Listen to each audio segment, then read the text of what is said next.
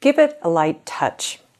Psalm 51:12 says, "Restore to me the joy of your salvation and grant me a willing spirit to sustain me." Psalm 118:24 says, "This is the day that the Lord has made. Let us rejoice and be glad in it." Proverbs 31:25 says, "She is clothed with dignity and strength. She can laugh at the days to come." You know, life is tough anyway, and in difficult relationships, it's even tougher. We have a lot of stress and worry and strain and negativity to deal with. And sometimes we allow that to rob us of our joy, our spontaneity, our optimism, and our humor, and our ability to just enjoy life and the things around us. Instead, we allow it to get us weighed down and negative and pessimistic and worrying, just overly focused on the problems. Instead, we need to learn to give it a light touch. We need to learn to not be so serious. You know, one of the things about dysfunctional families is they're serious. They have a lot of negativity. So we need to learn to not be so serious purposefully. And even as adult children of dysfunctional families, we come into our new families and our new marriages just viewing life as serious, and we make our family more serious. We've got to let that go. We need to learn to think the best of someone instead of the worst. Think about something good about them, something that is positive and redeeming. What about choosing to be optimistic and positive? Now, personalities, some of us have personalities that are very optimistic, and there are other personalities and temperaments that are just born to be more pessimistic. But focus yourself, regardless of your personality, to be optimistic about something. It's good practice. What about laughing at yourself? Instead of taking yourself so seriously, laugh at your mistakes. Instead of that voice in your head that says you're stupid, you're dumb, laugh and say, "Oh my gosh, there I go again. It's taking me a while to learn, but I'm going to get it. And that was silly." And just laugh. Learn to give yourself grace. Also, laugh with someone else. When you're with somebody, think of things that are humorous and fun, and purposefully kind of instill that spirit. Go to some comedies, laugh, go to a movie that's a comedy. Just things where you can actually enjoy being with somebody and laughing together. Also, you want to learn to overlook the little things. Not everything's a big deal. We've got to let go of a lot of those things that bother us. Spilled milk is just spilled milk. Spilled milk can even be something that you can laugh about.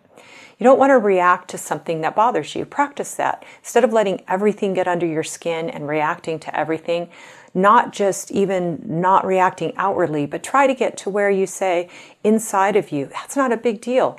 And instead, you look at it as something small and insignificant that you don't even have to be emotionally affected by. You want to smile purposefully. It's interesting how if you smile to other people, they'll smile back to you. So be not in a hurry when you're at the grocery store, at the clerk, when you go somewhere. Smile genuinely and look at somebody in the eye, and you'll find out that you yourself will be in a better mood. You want to look around you and enjoy what you see. You know, when you go to somewhere new, like on vacation, everything is so enjoyable. You see it with fresh eyes and you appreciate it. But in your day-to-day life, we have a tendency to ignore what we see, ignore what other people would see coming into our environment. We don't appreciate it anymore. So you want to look around and you want to appreciate what you see. You want to enjoy God's beauty.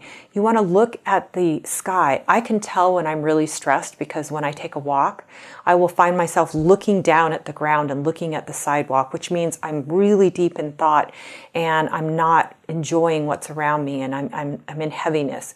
So I will purposefully focus my vision on the sky and the clouds and the trees and the flowers, and practice thinking about how beautiful they are and how lovely God's creation is.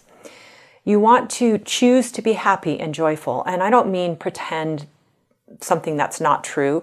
If you're feeling sad, if you're feeling depressed, I mean, there's a reason to look at those feelings of sadness. Sadness is part of the grief cycle. But there are times when you need to say, I'm going to make a choice today. I'm going to make a choice to be happy.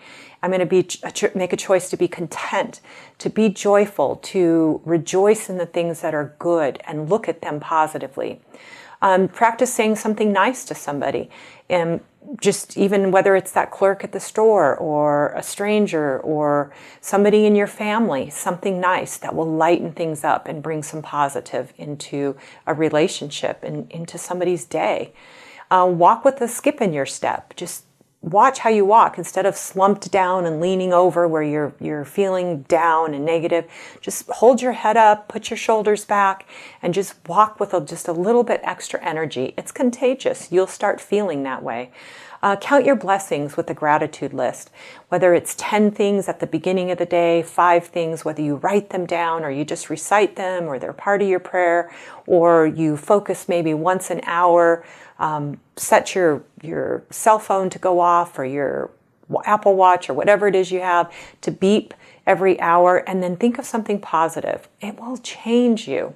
Understand why a person made a mistake or acted poorly or even mistreated you, and offer them grace. That's bringing a light touch into your relationships. Laugh, it's said, and the world will laugh back at you. You give it a light touch and the world will be lighter. Thank you for watching this video on Change My Relationship.